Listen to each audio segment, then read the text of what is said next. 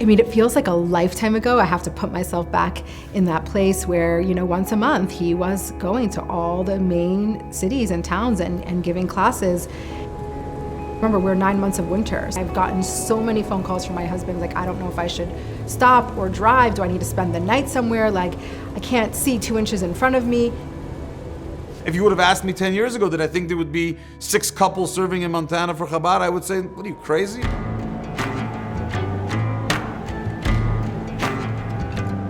Every single month, I would travel to Great Falls, to Helena, to Missoula and Billings, and then when I could, even up to Kalispell, which is much further, to give classes to the community there.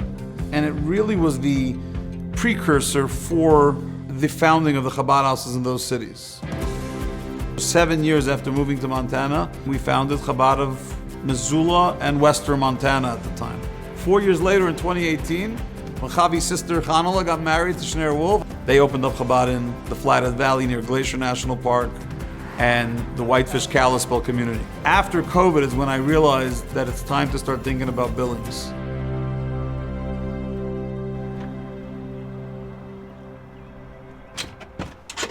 Shalom, Baruch Habayim. Welcome to our home in Billings, Montana.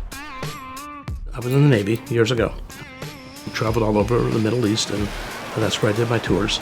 And I hailed from California. I'm an outdoorsman. My father raised me hunting and fishing and in the mountains. In California and Utah, all over we went. When it came here, it was a natural fit for me. We've got rivers, we've got streams, we can fish, we can hunt. I was very, very in my element. Judaism being primarily a religion outside of Minyan, being a religion that's home-based, I did everything I could to maintain as much Yiddishkeit as I could by pulling different pieces of my life together. I didn't realize at that time there was so much more. Rabbi Shkady understood, just like Rabbi Wolf and Vogel before him, that this is a unique type of operation. You're not moving to Billings because you're going to have 300 people at your Rosh Hashanah services, and you're not going to have 500 people at your Pesach Seder. Just like God is going to single-handedly take each Jew by their hand, we are doing that service for God by going and holding every Jewish hand and bringing them closer to their Father in heaven. Came across the Rabbi Shkady at the Chabad House when they opened the Chabad House here, and that changed. That brought a whole new dimension to my life. It was the first time I had an opportunity to bring together all these parts, going back to the 1960s right up to today, of my Jewishness, if you will, of my Yiddishkeit, into a lifestyle, into my everyday living. Just like we found hundreds of more Jews in Bozeman than we ever thought were hiding out here, they are doing the exact same thing in their communities. When I walked into Rabbi Shkady's birthday party a few months ago in Billings, I knew, I think, 4 of the people. Everyone else was people that I never even heard of. I asked him once, I said, how many Jewish households are here in Billings? And I'm thinking, maybe there's 80 or 100 Jews here. And he says, there's about 450. To sit 18, 19 years later and go to an upshernish in Kalispell that's packed with Jews, to go to a bris in Missoula, the shliach's making a bris for his baby, and I was the sandik, and there's tables full of Jews that are celebrating. Rabbi Mendel and Vorlea Spiro in Great Falls, when their son had a bris, it was incredible to walk into their home and see a lot of familiar faces, a lot of faces I'd never met before. It's the greatest nachas. When I stop to think about it, I get a little proud. I'm like, wow, look what we did. I can't believe it. I can't believe we're now 5 couples in Montana.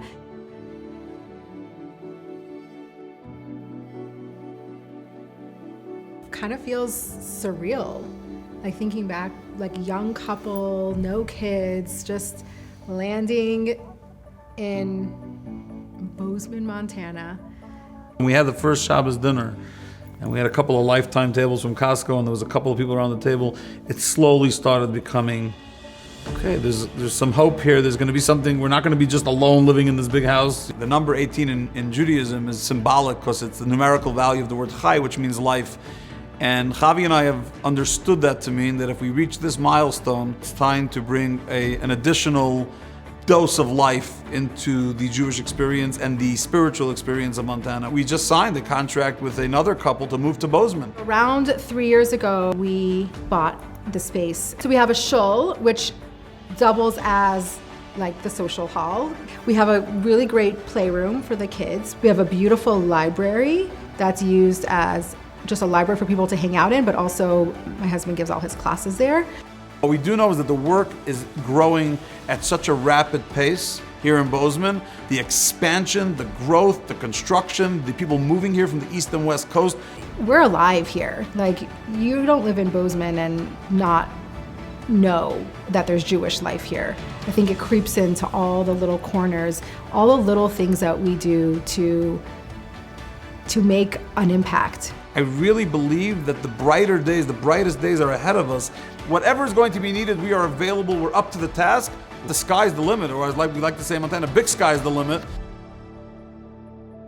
To be here for 18 years, the staying power that it takes to raise a family and all the ups and downs and the challenges, like, I almost feel like now sometimes I'm like, how are we still here and Baruch Hashem thriving?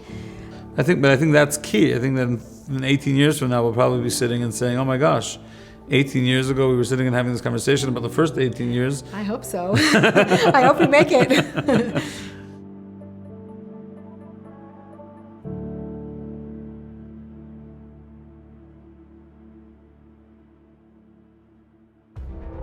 What are you doing here in Montana? He says, I'm looking for wayward Jews like you. 50 years you checked out, and boom, you're just back in and you're back in full force. If I was in my 80s, would I want to have a life change? All because the horseradish and Albertsons. It was all set up. I think it was, now that I think back about it.